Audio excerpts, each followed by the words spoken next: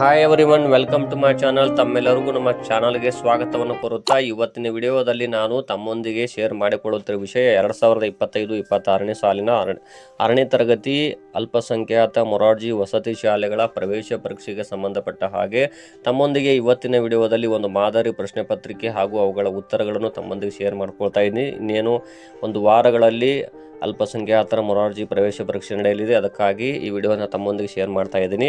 ಮತ್ತು ನಮ್ಮ ಚಾನಲ್ ಮೊದಲ ಬಾರಿಗೆ ನೋಡ್ತಿರುವವರು ನಮ್ಮ ಚಾನಲ್ ಸಬ್ಸ್ಕ್ರೈಬ್ ಆಗಿ ಹಾಗೂ ಬೆಲ್ ಐಕನ್ ಕೂಡ ಪ್ರೆಸ್ ಮಾಡಿ ಅಂತ ಹೇಳ್ತಾ, okay, let's begin the video. ಇಲ್ಲಿ ಮೊದಲಿಗೆ ಕನ್ನಡ ವಿಷಯದ ಬಗ್ಗೆ ನಾನು ತಮ್ಮೊಂದಿಗೆ ಇಲ್ಲಿ ಪ್ರಶ್ನೆಗಳು ಅವುಗಳ ಉತ್ತರಗಳನ್ನು ತಮ್ಮೊಂದಿಗೆ ಶೇರ್ ಮಾಡ್ಕೊಳ್ತಾ ಇದ್ದೀನಿ. ಇವು ಕನ್ನಡ ವಿಷಯದ 20 ಅಂಕಗಳಿರ್ತವೆ. ಇದು ಪ್ರಶ್ನೆ ಪತ್ರಿಕೆ ಆಗಿರುತ್ತೆ. ಇದಕ್ಕೆ ಸಂಬಂಧಿಸಿದ OMR ಶೀಟ್ ಬಗ್ಗೆ ಮತ್ತು ಅದನ್ನು ಯಾವ ರೀತಿ ಭರ್ತಿ ಮಾಡಬೇಕು ನೆಕ್ಸ್ಟ್ ವಿಡಿಯೋದಲ್ಲಿ ತಮ್ಮೊಂದಿಗೆ ತಿಳಿಸ್ತೀನಿ. ಇಲ್ಲಿ ಮೊದಲನೇದಾಗಿ, ಸಂತೋಷನು ನಿನ್ನೆ ಒಂದು ಹೊಸ ಸೈಕಲ್ ಖರೀದಿಸಿದನು. ಈ ವಾಕ್ಯ ಯಾವ ಕಾಲವನ್ನು ಸೂಚಿಸುತ್ತದೆ? ಸರಿಯಾದ ಉತ್ತರ ಎ, ಭೂತಕಾಲ. ಎರಡನೇದಾಗಿ, ಮುಳ್ಳುಗಳಿವೆ, ಅಪಾಯವಿಲ್ಲ, ಸಂಖ್ಯೆಗಳಿವೆ, ಲೆಕ್ಕದ ಪುಸ್ತಕವಿಲ್ಲ, ಗಂಟೆ ಹೊಡೆಯುತ್ತದೆ, ದೇವಾಲಯವಲ್ಲ, ಈ ಒಗಟನ್ನು ಬಿಡಿಸಿ. ಇದು ಉತ್ತರ ಗಡಿಯಾರ. ಇನ್ನು 3, ಕೆಳಗಿನವುಗಳಲ್ಲಿ ಅನ್ವರ್ಥನಾಮವಲ್ಲದ ಪದವನ್ನು ಗುರುತಿಸಿ. ಉದ್ಯೋಗಿ, ಜೋಸೆಫ್, ಸನ್ಯಾಸಿ, ವೈದ್ಯ. ಸರಿಯಾದ ಉತ್ತರ ಜೋಸೆಫ್ ಆಗುತ್ತದೆ. ಗೌಡತಿ ಎಂಬ ಪದವನ್ನು ಪುಲ್ಲಿಂಗ ಅಥವಾ ಸ್ತ್ರೀಲಿಂಗಕ್ಕೆ ಬದಲಿಸಿ ಬರೆಯಿರಿ. ಸರಿಯಾದ ಉತ್ತರ ಗೌಡ. ಇನ್ನು 5ನೇದಾಗಿ, ಚನ್ನಮಲ್ಲಿಕಾರ್ಜುನ್ ಎಂಬುದು ಕೆಳಗಿನ ಯಾವ ವಚನಗಳ ಅಂಕಿತವಾಗಿದೆ? ಅಕ್ಕ ಮಹಾದೇವಿ. 6, ಗಿಡವಾಗಿ ಬಗ್ಗದ್ದು. ಕೆಳಗಿನ ಪದಗಳಿಂದ ಆಯ್ದ ಗಾದೆ ಮಾತನ್ನು ಪೂರ್ಣಗೊಳಿಸಿ. ಮರವಾಗಿ ಬಗ್ಗಿತೆ. 7, ಕೆಳಗಿನ ಪದಗಳಲ್ಲಿ ಹಳ್ಳ ಪದಕ್ಕೆ ಸರಿಹೊಂದುವ ಜೋಡು ಪದ ಗುರುತಿಸು. ಇಲ್ಲಿ ಕೊಳ್ಳ. ನೆಕ್ಸ್ಟು 8ನೇದಾಗಿ, ಕೆಳಗಿನ ಪದಗಳಲ್ಲಿ ಗುಂಪಿಗೆ ಸೇರದ ಪದ ಗುರುತಿಸಿ. ನದಿ, ಬೆಟ್ಟ, ಸಮುದ್ರ, ಸರೋವರ. ಇಲ್ಲಿ ಬೆಟ್ಟ ಆಗುತ್ತದೆ. 9, ನೆರವು ಪದದ ಸಮಾನಾರ್ಥಕ ಪದವನ್ನು ಗುರುತಿಸಿ. ಸಹಾಯ. Option C. 10, ಕೆಳಗಿನ ಸಾಹಿತಿಗಳಲ್ಲಿ ಜ್ಞಾನಪೀಠ ಪ್ರಶಸ್ತಿ ಪಡೆದವರನ್ನು ಗುರುತಿಸು. ಇಲ್ಲಿ ಕುವೆಂಪು ಅವರು.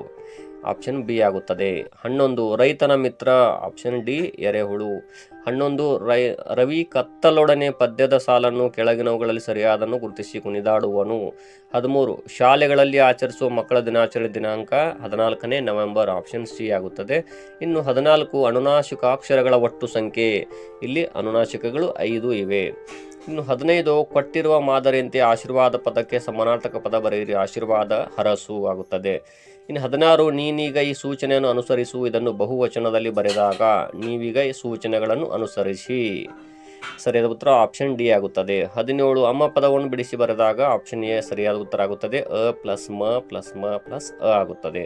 ಇನ್ನು 18, ನದಿಯ ಮೇಲಾಗುತ್ತಿರುವ. ಇಲ್ಲಿ ನಿಲ್ಲಬೇಕು ಅಂದರೆ ಯಾವುದು ಅಂದರೆ ಇಲ್ಲಿ ದೌರ್ಜನ್ಯ ಆಗುತ್ತದೆ. Option B. 19, ದಶರಥನು ನೆಲೆಸಿದ್ದ ನಗರ ಅಯೋಧ್ಯೆ. 20, ಓ ಎಂಥ ಸುಂದರ ದೃಶ್ಯ. ಈ ವಾಕ್ಯದಲ್ಲಿ ಬಳಸಬೇಕಾದ ಲೇಖನ ಚಿಹ್ನೆಯನ್ನು ಗುರುತಿಸು. ಇಲ್ಲಿ ಭಾವಸೂಚಕ ಚಿಹ್ನೆ ಆಗುತ್ತದೆ.